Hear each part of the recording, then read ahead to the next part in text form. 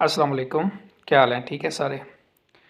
हम जब कॉलेज दौर में थे, कॉलेज जाते थे तो उस वक़्त ये जो डब्बे हैं इनका दौर था।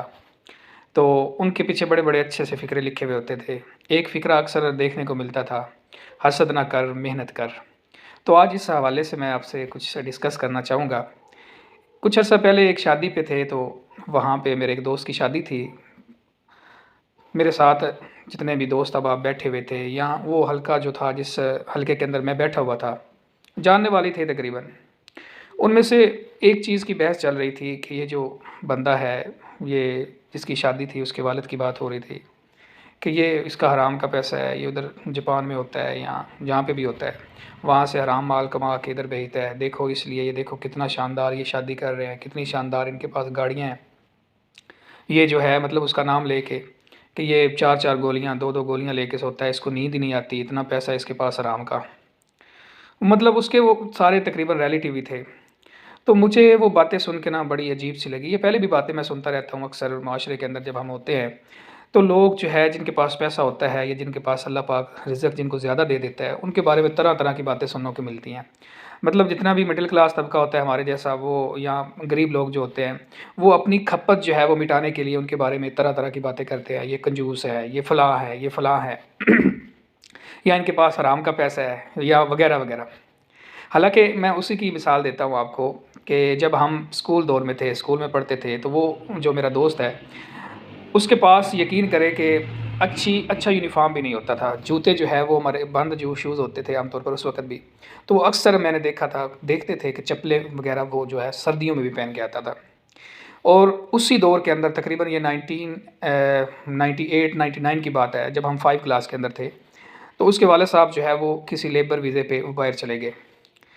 अच्छा, उस दौरान भी वो बाहर जाने के बाद भी फिर भी उनके हालात मतलब बेहतर नहीं हुए थे। आहिस्ता-आहिस्ता जो है वो मतलब दिन-ब-दिन उनके वालिद साहब जो है वो उनका काम ना सेट हुआ। दिन-ब-दिन वो बुरे ही होते गए। फिर उसने स्कूल छोड़ दिया। स्कूल छोड़ने के बाद जो है वो 2-3 साल बाद वो मज़दूरी करता रहा। यानी कि 5 क्लास की तो बात है। फिर एकदम ऐसा हुआ कि उसके वालिद साहब जो है उनका काम ठीक हुआ तो उन्होंने दोबारा उसको स्कूल में जो है वो स्टार्ट करवा दिया। मैं हिफ़्ज़ में चला गया वो 3 साल, हिफ़्ज़ में मेरे लग गए और हिफ़्ज़ के दौरान वो फिर जो है वो स्कूल में पढ़ना शुरू हो गया। तो बात यहाँ के तकरीबन उनको फिर 5-6 साल और लगे, फिर उनका आहिस्ता-आहिस्ता घर बना। घर बनने के बाद वालिद साहब जो हैं वो उन्होंने उसका जो बड़ा भाई था उसको बाहर बुलाया और फिर उसका बड़ा भाई भी चला गया। ज़ाहिर है उनकी आहिस्ता-आहिस्ता आमदनी जो है वो बढ़ना शुरू हुई और 10 साल लगे, 15 साल, फिर उसने मेरा जो दोस्त है ये भी चला गया और फिर मतलब उनकी आमदनी और बेहतर हो गई, उन घर बन गया, उन्होंने गाड़ी वगैरह ले ली, मतलब रिश्तेदारों के अंदर अच्छी खासी उनकी जो है वो आवभगत होना शुरू हो गई। और वही रिश्तेदार जो उनको मतलब कुछ समझते नहीं थे, वो भी मतलब उनके बारे में तरह-तरह की बातें शुरू हो गए। हालाँकि मैंने देखा कि तकरीबन 25 साल लगे हैं उनको इस मुकाम पे आने के लिए। 25 साल यानी कि 10 साल उनके वालिद साहब की मेहनत और 15 साल इन दोनों भाइयों की मेहनत से वो जो है इस मुकाम पे आए। कोई इंसान भी मेहनत करे, मैं भी सऊदी अरेबिया में रहा हूँ, कि कोई इंसान भी जब मेहनत करता है, अल्लाह पाक जो है उसको नवाज़ता है। ये एक सादा सी सिंपल सी बात है कि जो भी मेहनत करेगा अल्लाह पाक उसको नवाज़ेगा।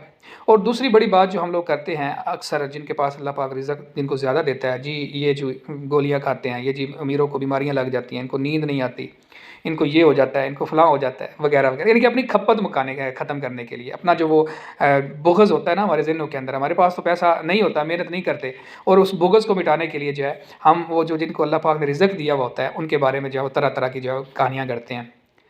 और बीमारियों के बारे में मैंने कई अस्पतालों के अंदर गया हूँ, यकीन करें मैंने वहाँ पे बहुत कम अमीर लोग देखे हैं, जो लाइनों में लगे हुए हों। ज़्यादातर मैंने देखे हैं मिडल क्लास, पिसा हुआ तबका, गरीब लोग, ज़्यादा बीमारियों के अंदर बेचारे फँसे हुए हैं। अस्पतालों के बाहर मतलब लाइनें लगी होती हैं, बड़े-बड़े हॉस्पिटलों के बाहर सोए हुए होते हैं रात को। मतलब बात करने का मकसद ये नहीं है कि मैं किसी को हिट नहीं कर रहा, ना किसी गरीब को, ना किसी अमीर को। बात करने का मकसद ये है कि बीमारी है, जो भी है बीमारी, उसने ये तो नहीं देखना होता कि ये कौन है मेरे सामने। जो भी उन क्राइसिस से गुज़रेगा, जो भी उन सिम्पटम से, अलामात से गुज़रेगा, जो भी उस माहौल के अंदर आएगा, उसको ज़ाहिर है बीमारी लगनी ही लगनी है। तो ये हमारे ज़हनों के अंदर जो बात होती है, जो हम डाल देते हैं कि जी अमीर जो है वो हमेशा हराम पैसे कमाते हैं। यानी कि हम अपने बच्चों को शुरू के अंदर ही उनके ज़हनों के अंदर ये चीज़ बिठा देते हैं कि अमीरी जो है वो गाली है। तो हमारी जो औलाद होती है, हमारी जो नस्ल होती है, वो शुरू से ही मतलब ये ज़हन में बिठा लेते हैं कि अमीर होना जो है वो अच्छी बात नहीं है। वाई क्यों नहीं है? हम नबी रहमत सल्लल्लाहु अलैहि वसल्लम को मानने वाले हैं, इस्लाम के पैरोकार हैं। देखिए कितने अंबिया आए इस दुनिया के अंदर, क्या वो सारे गरीब थे? उनमें अल्लाह पाक ने ऐसे अम्बिया भी दिए जिनके पास वो खरबों मतलब पता नहीं कितनी कितनी दौलत थी। फिर अपने सहाबा कराम को देख लें, हज़रत अब्दुर्रहमान बिन औफ़ को देख लें रज़ी अल्लाह तआला अन्हु, हज़रत उस्मान गनी को देख लें, कितनी दौलत थी उनके पास। क्या वो गलत थे? क्या उन्होंने हराम से कमाया था? यानी कि जो बंदे मेहनत करते हैं, जो बिज़नेस करते हैं, जो बड़े-बड़े कारोबार करते हैं, जो अपनी ज़िंदगियों की कुर्बानियाँ देते हैं, क्या वो मतलब उनके पास पैसा नहीं आना चाहिए?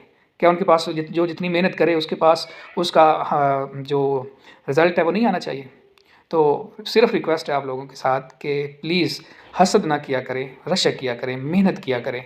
मिसाल के तौर पर हमारे उस्ताद एक थे, वो बड़ी अच्छी मिसाल देते थे। कहते किसी को अच्छी गाड़ी देखो ना, किसी के पास अच्छा घर देखो, तो दिल में ये दुआ किया करो, या अल्लाह आपने उसको नवाज़ा है तो मुझे भी नवाज़ दे, उसके ख़ज़ानों में कोई कमी है।